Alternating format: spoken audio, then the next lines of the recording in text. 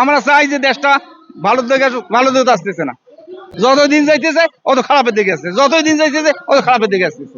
কি বলবো আর মামা, দুঃখের কথা শেষ নাই। আগে তো এরকম দেশ ছিল না, আগে তো দেশ এরকম ছিল না।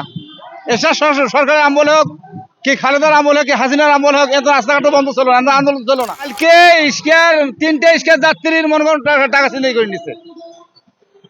স্কেয়ার যাত্রী তিনটে যাত্রী টাকা ছিনতাই করে আবার স্কেয়ার দুইটা স্কেয়ার টাকা ছিনতাই করে কামরাঙে চড়ে। আর দুঃখ মানে এইটা দুঃখের ইতিহাস, রাস্তা বন্ধ থাকতে আমাদের তো সমস্যা, গাড়ি ঘোড়া চালাইতে পারতেছি না।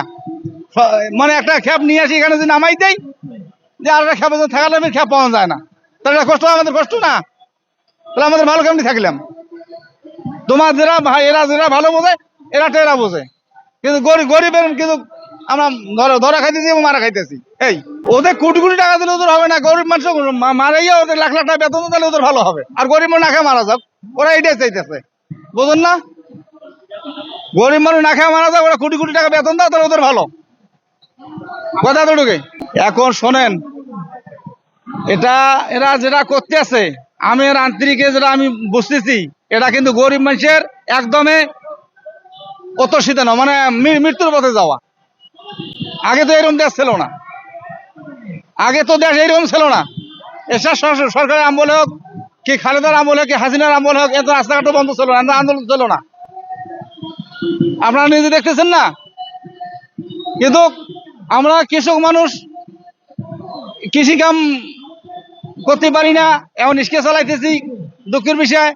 আপনারা আমার গেরস্ত 400-500 টাকা যদি মানুষ নেন, দুবেলা খাওয়া লাগে, তাহলে আপনার কেমনি পোষাইব? সারের দাম, আবার তেলের দাম, সব জিনিসের দাম। আগে চাল কত খাইছেন, এখন কত খাইতেছেন? তেল কত খাইছেন? এই তেল মনে করেন খাজি 120 টাকা 30 টাকা, আর সেই তেল এখন 200 টাকা।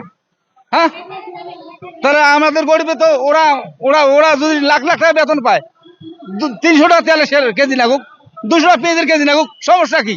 আমরা দিন 500 টাকা রোজগার করি, বাসা 200 টাকা যায় না, গাড়ি জমা নিজের খাওয়া বিল 200 টাকা রাখতে পারি না।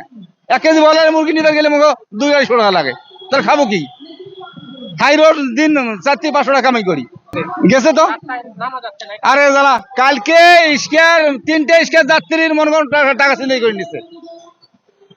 স্কেয়ার যাত্রী তিনটে যাত্রী টাকা ছিনতাই করে আবার স্কেয়ার দুইটা স্কেয়ার টাকা ছিনতাই করে কামরাঙে চড়ে। আপনারা জানেন, আপনি যাত্রী গাড়ি উঠছেন, আমি নিয়ে যাব, সিপের মধ্যে ঢুকাইয়া এবার কি আছে বাড়ি কর, এভাবে আমার গ্যারেজে 3টে ড্রাইভার টাকা নিচ্ছে। তাহলে এগুলো কি ভালো? আমরা চাই যে দেশটা ভালো দিকে আসতেছে না, যতই দিন যাইতেছে অত খারাপের দিকে আসছে, যতই দিন যাইতেছে অত খারাপের দিকে আসতেছে। কি বলবো আর মামা, দুঃখের কথা শেষ নাই। আমরা এখন গরিব মানুষ কি করব? বড় লোক মানুষ যেটা করবো সেটা ঠিক, আমরা আমাদের কথা তো কোনো রাখে না, গরিবের কথা দাম আছে।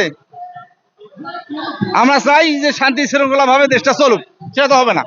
আমি একটা প্যাসেঞ্জার উঠেছি, তোমার সেগুন বাগিচা নিয়ে যাবো ধানমন্ডি, 100 টাকা ভাড়া ঠিক করছি, এই জন্য আমাকে 20 টাকা দিয়ে চলে গেল, আস্তা বন্ধ। তাহলে এটা বিপদ না?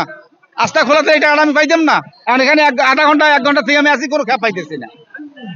তাহলে এটা কি আমাদের সুবিধা হলো না অসুবিধা হইলো? এরা যত শৃঙ্খলা করতেছে, গরিব কিভাবে মারা যাবে এই চেষ্টা এদের, গরিব কিভাবে মারা যাবে এই চেষ্টা এদের, এই তো ভালো না।